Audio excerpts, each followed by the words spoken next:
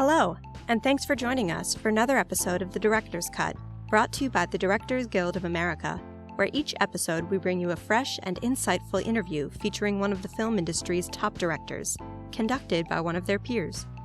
You can subscribe to our podcast on Google Play Music, iTunes, Stitcher, or on our SoundCloud page at soundcloud.com/thedirectorscut. And if you're enjoying The Director's Cut, please take a moment to like, share, or comment. We love hearing your feedback.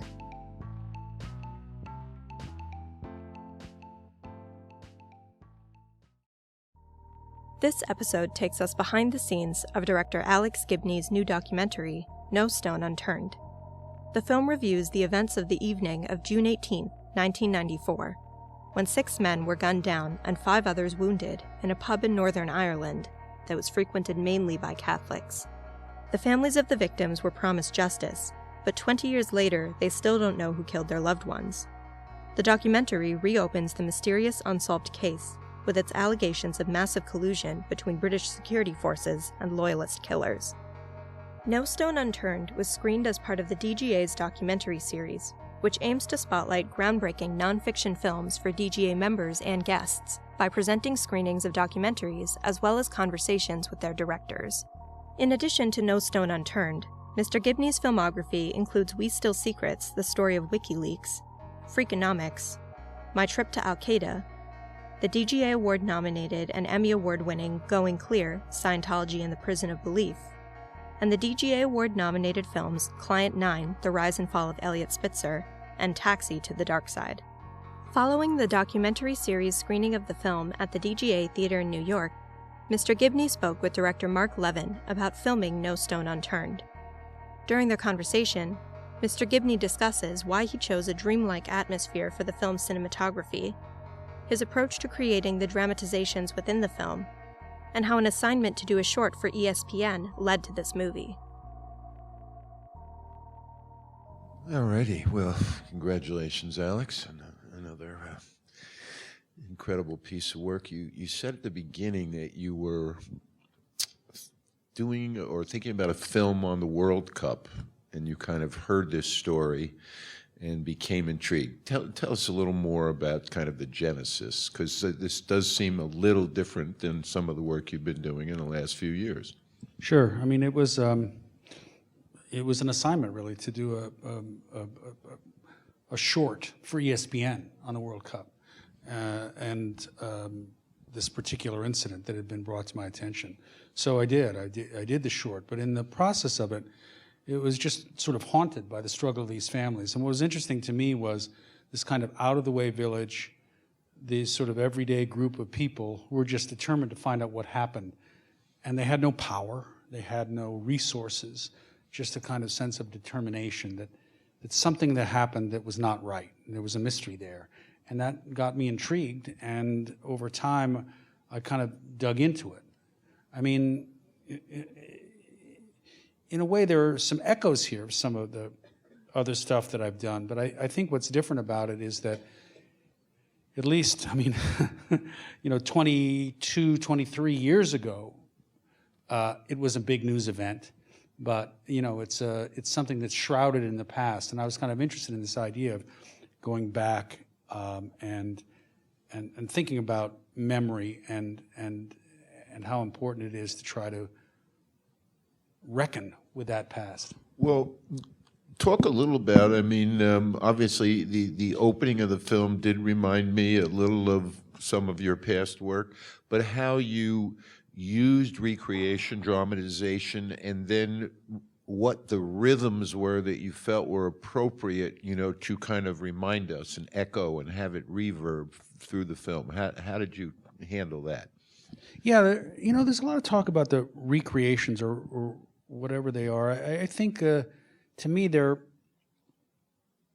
recollections or memories in a way, or imaginations, and yet here they were there to kind of not only imagine what had happened, but kind of set the scene. Because it's very hard to, as a kind of forensic inquiry, it's sort of hard to get it unless you have a sense of where the car was, how the man entered the room, And as you go back to some of that imagery, it begins to recall it, and then you begin to get closer with the evidence to the imagination or the memory, and that was kind of the reckoning of it. But it seemed that there were moments you used it as a kind of punctuation too, or exclamation mark in the editing of it. I mean, obviously, some of this is shot, and you had it work in the opening, which is incredibly cinematic. What did you shoot it on? I mean, what was the camera? Yeah. I think it was in a mirror, and then we had. I think we brought in for a day, I'm trying to remember now, a camera that could overcrank a little bit more aggressively, you know, for the slow-mo of the gun. And the punctuation was there meant to be almost like those kind of images that you sometimes see as you're walking along the street. The idea that suddenly you'll be struck by something, you'll remember a flash of something. And that was what it was very much intended to be. And also, we spent a lot of time, you know, photographing the landscape, kind of as if what really happened was lodged in the branches or in the, you know, or in the dirt underneath the stones that hadn't been turned. That there was a sense of all of that in the kind of the rhythm of life.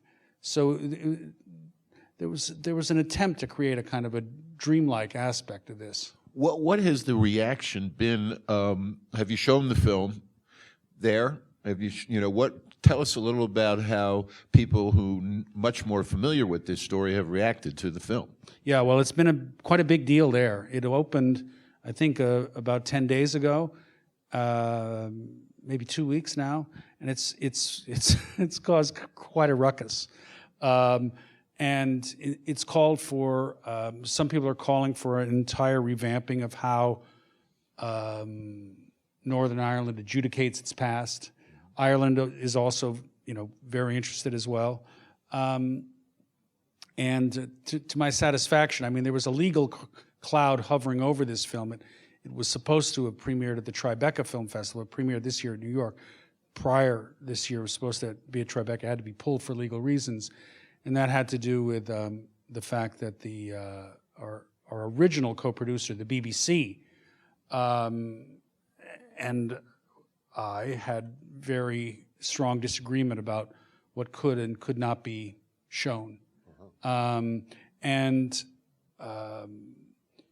So there was it's kind of a massive protest in Northern Ireland because seemed like there was an embargo on covering this story in Northern Ireland by the BBC, which normally wouldn't be done. They'd be all over it. And there was so much ruckus raised that they were kind of forced to come out and do an interview. So it was interesting. Well, that seems consistent with your body of work, definitely. Now, what about the suspect? I mean, you know, who you've actually, you know, shown so people would recognize. I mean, has he spoken out? Has he gone in hiding? You know, how has he been dealt with? Well, prior to, you know,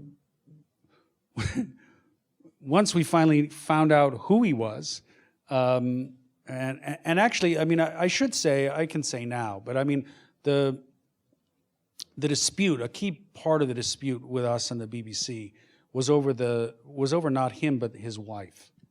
And the question was, there were some people in the BBC who saw her as a kind of pure-hearted whistleblower, and that well, we found out later, of course, that, you know, writing the letter was an act of revenge because her husband had been unfaithful to her. But it took us some time to figure that out, and there was concern that if we revealed her identity, her husband would come after her. But we also discovered that her husband knew, in part because they were both arrested and brought in to see the police back in 1995, that she had written the letter. So, and then that, you know, they stayed together for all these years and even started an extermination business. So that's classic. So I think that, you know, I reached out to her first because I initially thought she was the whistleblower. She responded quickly via email. I don't know what you're talking about, but we kind of kept at it. And then over time, When we were fairly certain who they were, I reached out to not only her but to him. We also told them both that we were going to name them. We said, we let them know the kinds of things that the film would be saying. We offered them comment. We would have been happy to have interviewed them. And then we also informed the local police and the police ombudsman's office. So we went pretty far in terms of making sure that there was no surprise there. But the reason ultimately for showing particularly his face was I felt that the state in particular, but also largely speaking the legal system, had gone overboard to try to protect him. I mean, he had literally gotten away, if we're right, he had gotten away with murder. And he was living the life of Riley in a pretty big house, much bigger than the families who were much bigger than the women who were the families of the victims. So it seemed to me appropriate in a way. Why should he escape scrutiny? But how have the locals now that the movie's out, now that everything's out, everybody knows at least what you've put together? Yeah, well, I don't know how things have worked out for Gorman McMullen. I'm told that Ronnie Hawthorne, and this is unconfirmed, but I'm told that Ronnie Hawthorne and Hillary have left the country. We think that they have been escorted or escorted to a safe place by the British government, but we're not 100% certain about that. Why? I mean, there's so many levels to the film, obviously, and the question of an informant being part of the terrorist team. Now, is the informant still unknown, anonymous? I think there were two, but the only one we were able to confirm, there was 4 letters you saw at the end. 3 of them were the people in the car, and there was 1 other Confederate. So we know that 1 other Confederate was an informant. He was part of that gang that they knew ahead of time and so forth and so on. I'm fairly certain Ronnie was also an informant, but I couldn't prove it. So at the very end, we had to kind of hedge our bets there. We know there was 1, and as I say to Claire, at least 1. And that's what also Phil Dennison, one of the inspectors, says, at least 1. So in any event, the British state was part of the gang that committed the crime. Right. But the British state also negotiated a peace treaty. Yep. And so why are they incapable of saying that mistakes were made? And the issue of the blowback of an informant is a universal issue that every counterterrorism and law enforcement and intelligence agency deals with. I mean, that goes back to the Kennedy assassination, people suspecting that Oswald had ties. Why do you feel the officials have been so reluctant, gone this far in refusing to acknowledge, yes, there were mistakes like this? Because they can. I mean, in Great Britain, they have something called the Official Secrets Act, which protects government officials far more assiduously than in this country. I mean, in this country, we have those problems too. A lot of people go undercover, or they're analysts who are then put undercover in order to protect their identities. And it's part of what governments do. I mean, that's what makes this story, I think, universal. Absolutely. It's part of what governments do to prevent their own people from being ever held to account. But it's also, I mean, playing devil's advocate, in a fight against terrorists, it's also an indispensable weapon, is to have people. I mean, that was for years the attempt to get inside Al-Qaeda or to get inside the leadership of ISIS. That's the goal. I mean, I agree with that, and I think that you need informants. But that's one of the reasons you need to hold people to account, or to be able to have some reckoning over time as part of history, is to know when that's gone too far. Because that unholy alliance between the informant and the handler can go very wrong, as we know here from the Whitey Bulger case. And that's why you need to have some transparency over time to be able to say, okay, there needs to be a line that can't be crossed. We can't allow, that's why I included the Scappaticci case, not only because it was an IRA issue, but also because it was an instance where here was a guy who was actually fingering people for the IRA to be murdered because they were informants. He himself was an informant, and the British government was sitting by and watching while he killed people. You know, when you go that far, that's when the state has kind of crossed the line. They've been morally compromised. And the next thing you know, they were allowing murders to be committed and covering them up in order to protect their own culpability. Well, you just mentioned the universality of it. I just, you know, this is the first time I saw it, because when I last saw you, you said, don't look at it on video. You need to see it on the big screen, which I appreciate. You know, I see the imagery, the landscapes, the beauty.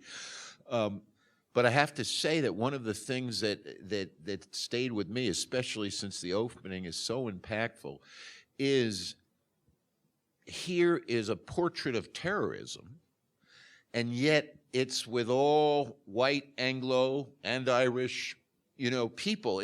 And yet we're so used to now the ISIS or the mass shooting, you know, that there was a kind of shock value in the normality that you're describing, and that you brought, you know, so powerfully to the screen. I agree with that. I mean, in one important way, that's an aspect of this film that I feel has been somewhat ignored in this country. Obviously, there's whole levels to this film in Northern Ireland and Ireland that we can't possibly get. But here, there's something powerful about seeing both the universality of the attempt by the families to try to find the truth, but also the universality of terror. What happens when ideology allows you to believe that the end justifies the means, and then how that takes you into a descent into barbarity. Exactly. Where you can, you know, the guys were laughing as they left the bar because they feel they're somehow justified in committing that kind of act of horror. And how we've just, obviously in our own experiences, certainly living in New York, but we've forgotten that universality. You know, we've kind of particularized it, or if we build a wall, or if we keep certain groups out, we're going to protect ourselves. And this is a reminder, as you say, that everyone is susceptible to that kind of hate. Correct. I mean, we see it now. Obviously, we've seen it recently, and yet it never quite seems to penetrate, whether it be Dylan Roof or what am I thinking of, Charlottesville? Right. And then also, you know, way back when with the Oklahoma City bombing, I mean, there have been many, many acts of terror committed by white men in this country, and we all too often forget that.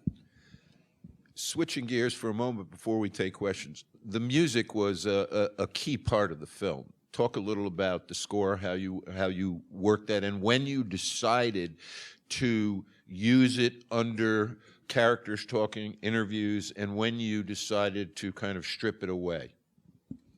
The music to me was, I mean, there were a couple of elements to it. One was a very traditional Irish element, which was meant to almost, you know, veer into cliche, you know, where you have this idea, this sense of pure Irishness that then gets undermined. And I used a composer I had used before on Taxi to the Dark Side, and also Mea Maxima Culpa. He's British, and he brought in a wonderful traditional Irish musician named Jerry Diver. But there was a quality also to the score that I wanted to kind of suffuse it. It's a little bit, it comes and goes a little bit like the wind, which is what I wanted. And obviously there are moments it grips you, there are moments it's propulsive. But I think the most important thing to me was this kind of haunting quality. You know, again, I felt this was in many ways a film about memory and loss, and that score was meant to undergird that idea. Well, there's an intimacy to the film also, and I'm curious if you've been in the center of so many kind of controversial American stories, exposés. Was this? Did you feel freer? I'm just as a director, you know, making this film, I'm curious, was it different in any way, the experience of making it? It was different. I mean, I was going someplace strange, and I was definitely an outsider. And I had to not only develop some sense of intimacy with the people, the key subjects, but also kind of reckon with the place. And yet, coming in as an outsider gave me a kind of a freedom that I might not have had. And that's why I pursued the story not as a kind of relitigation of the Troubles, but as a simple cold case, a murder mystery. And indeed, that was part of the choice of the style right up top with the recreation. It's kind of like a true crime drama. Right. But out of that true crime and all the tropes of true crime and all the clues comes something bigger. But you start like Chinatown does with a case of photographing somebody having an affair from a rooftop until you end up with water being stolen from the Owens Valley. Going in as the private eye from outside seemed somewhat liberating in that sense. And I didn't get bogged down in a lot of this other stuff that would have, I think, made it difficult for somebody who was more local. How did you shoot the opening bar scene, the interior part of it? I'm just curious, how you shot that. Not the gunmen coming up, but the men that were drinking. Just curious. It was kind of a combination of doc and fiction film shooting. I mean, I wanted it to be impressionistic, but we had the match playing on the TV. There were certain moments where I encouraged, where I got everybody to cheer at the right moments, and we choreographed some stuff in terms of people coming in, but it was kind of setting up a mood and orchestrating it, but shooting it a little bit more like you would shoot a documentary. Even though, obviously we had the slider behind and a few elegant moves, but it was supposed to feel a little bit like a doc. I think it was very effective, incredibly effective. I'm not sure you're aware, but there was an Al-Shabaab attack in the 2000s during the World Cup in Kampala, and so when watching this, I mean, again, a place you'd never think of, it resonated to me. It was very effective, I thought. Well, and that was the other thing I should say that we got wrong when we did the ESPN short. We thought that this was a kind of rogue killing by somebody who had never killed before. Because after all, in a sleepy little village like Locken Island, surely there couldn't be any organized gangs rapaciously killing people. How wrong we were.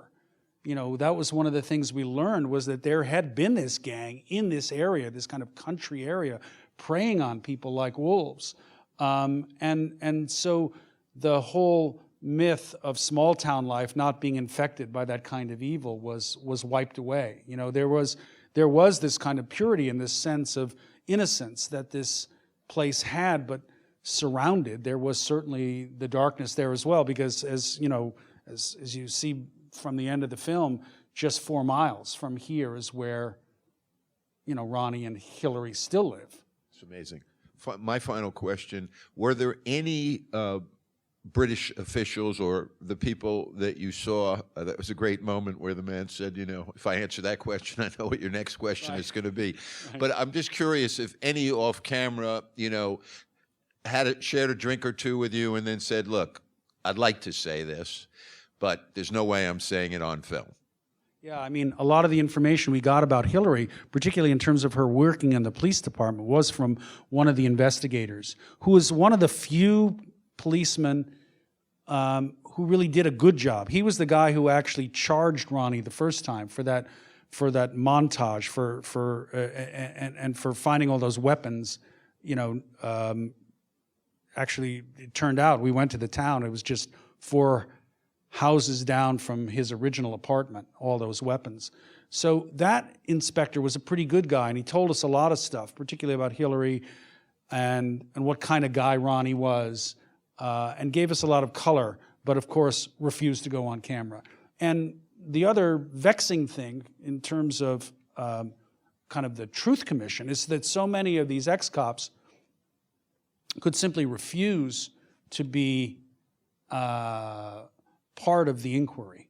So many of the most important people just said, I'm not participating. But no one said, look, Alex, in the end, look what's happening. We're living, you're not afraid, you're going to be shot down, there's not a bomb going to be going off.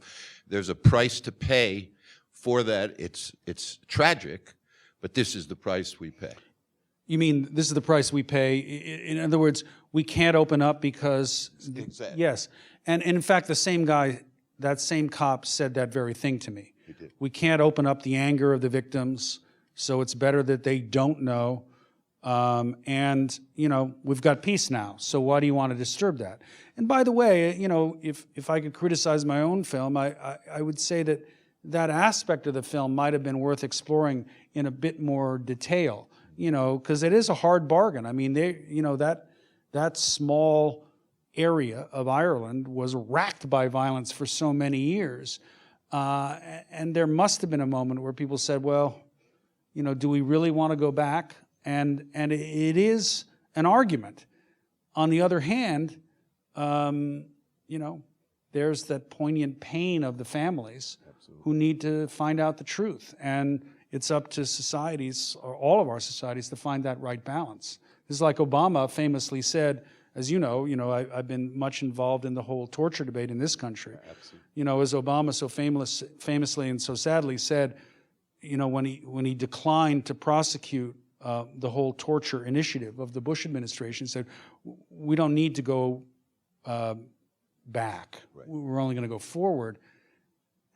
It sounded kind of good and pure-hearted on the one hand, and I understood it, and I think from his perspective it was a moment of saying, look, politically I don't want to be seen as the Democrat prosecuting Republicans so that every prosecution is a kind of you know, political hit job, but at the same time, you know, we don't want all our detectives and prosecutors to say, well, the guy's dead and he's not coming back. Let's not go backwards. Right. Let's just go forward. Absolutely. You know, you need to find truth and justice.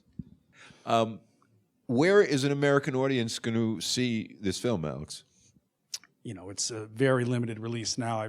Maybe it's still at the Quad, and it's just opened in L.A., but most people will see it on Amazon. Amazon. It's going to be on Amazon. Yeah. And I know, you know, you have the Rolling Stone two-part documentary on HBO. Are you working on something now? I mean, you've got millions of projects going, but is there another major documentary project that you're in? There's a cool little film. We did a series on. We did a series for Netflix on corporate crime, my sweet spot, and so and because I was the proud and then not so and then ashamed owner of a VW 2-liter TDI, I decided to do that story, which has turned out very well. And when people get to see it, which I hope is soon, we discovered some stuff that went way beyond my wildest imagination and way beyond the dark scandal that we already know. So that should be interesting. Okay. It's called, well, the fumes that come out of diesel cars is NOx, nitrogen oxide. So it's called hard NOx, N-O-X. Excellent. All right. Well, Alex, you continue to amaze us all by your productivity and the class of the work you're doing. I don't know if there are any final questions. I want to thank you. Thank you, Mark. As always, well done. Thank you. Thanks for listening to another DGA Q&A. If you'd like to hear more about the films screened through the DGA's documentary series, check out our recent episodes featuring director John Ridley's Let It Fall, Los Angeles 1982 to 1992, director Kenneth Carlson's Heart of Nuba, and director Keith Maitland's Tower. You can find past episodes of The Director's Cut wherever you listen to podcasts. Also, if you haven't already, be sure to subscribe so you won't miss an episode. If you're enjoying the podcast, please like, share, and leave us a review. We'd love to hear your feedback. Thanks again for listening, and have a great week. This podcast is produced by the Directors Guild of America. Music is by Dan Wally.